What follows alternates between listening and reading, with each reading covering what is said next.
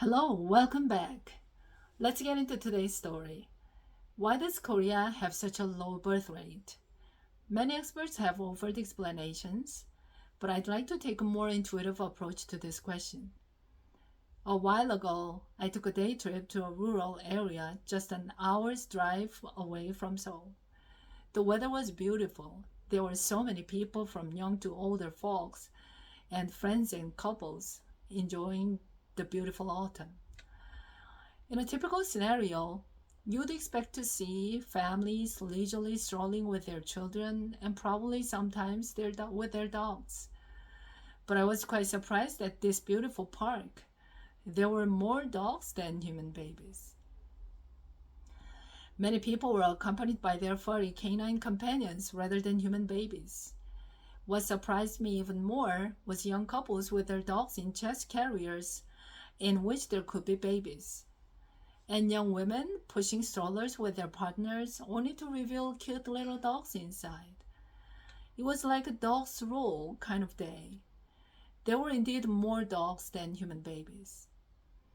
Over the past 30 years, the number of marriages has dropped by half compared to when I got married. Women often hesitate to marry these days because they fear the full responsibility of household chores and navigating new relationships with their in laws, while also striving to maintain their careers. Men, are they different? They also have lost a bit of confidence in starting families due to skyrocketing house prices. Also, not many of men expect perceived advantages from marriage because they may feel it limits their freedom as full responsibility for a family. To be more specific, until the early 2000s, when I was in my 30s, one of the main causes for men to marry was the prospect of enjoying home cooked meals, lovingly prepared by their full time wives. Now, women also work outside the home. Without women working, it's impossible to manage family's economy. And society's sense of gender equality is so high that few men would dream of having warm meals prepared by their wives, which means fewer instrumental advantages of marriage. So neither side is willing to marry. Marriage has become an option, not a must do event. Even if when couples do marry, many of them delay having children because of the absence of responsible adult for childcare while both parents are working, and the cost of education as well. Despite free education from elementary to high school in Korea, almost all Korean parents send their kids to private academies after regular school hours, which places a significant financial burden on them. But parents willingly do that because they desire their children to stay ahead of the competition and don't find public schools cutting it. So they enroll their children to private academies that extend into the late hours, sometimes running until midnight after regular school hours for high school kids. Technically, Korean children attend two schools. As people often feel rushed to keep up with their age group and neighbors, if neighbors do something, they feel compelled to follow suit.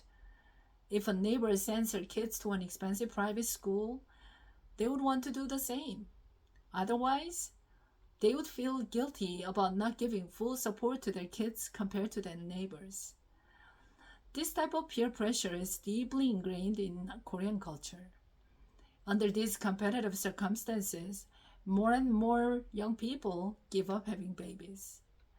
Also, suspecting they might have to live in less abundant society, young couples aren't sure that they can provide their kids with the same level of abundance they received from their own parents.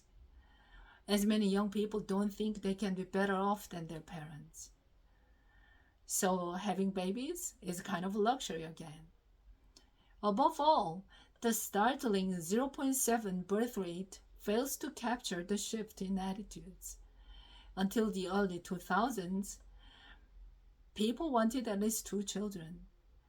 Having children was often considered the reason to continue marriage, so marriage automatically meant having multiple children. Also, they often considered their children a form of life insurance or a pension plan, which looked somewhat reasonable, given the lack of a robust social welfare system during the rapid economic growth of the country. The approach could only thrive within a culture that valued and cared for its elderly. But to be brutally honest, today's youths don't see themselves as caretakers for their aging parents, nor do they expect their own children to serve as caretakers. Instead, they just seek the joys of parenting experience and the love that comes with it. And you can totally get that with just one child, and even with pets in the absence of children. Much less responsibility. This has become the new normal. Again, once a fresh social norm sets in, it governs, it influences our lives, values, and decisions very quickly. I mean, as we are very socially conscious people. Some might argue that population decrease is not a bad thing, suggesting that competition for jobs, partners, and education would be less intense. But others worry that if the current trend continues, we might witness the extinction of ethnic Koreans. Young people are particularly frustrated because they were born into a world of fierce competition for better education, better jobs, and better housing. But with a shrinking population now, they are genuinely concerned about their own retirement because the national pension system is already strained by the increasing number of elderly citizens. When their turn comes to be beneficiary of national pension, the pension pool might be exhausted. It's like a perfect storm of social issues that has led to this whole baby boycott situation. As for a solution, there doesn't appear to be a simple fix. No one knows for sure which direction Korea will take. Perhaps we should actively promote immigration.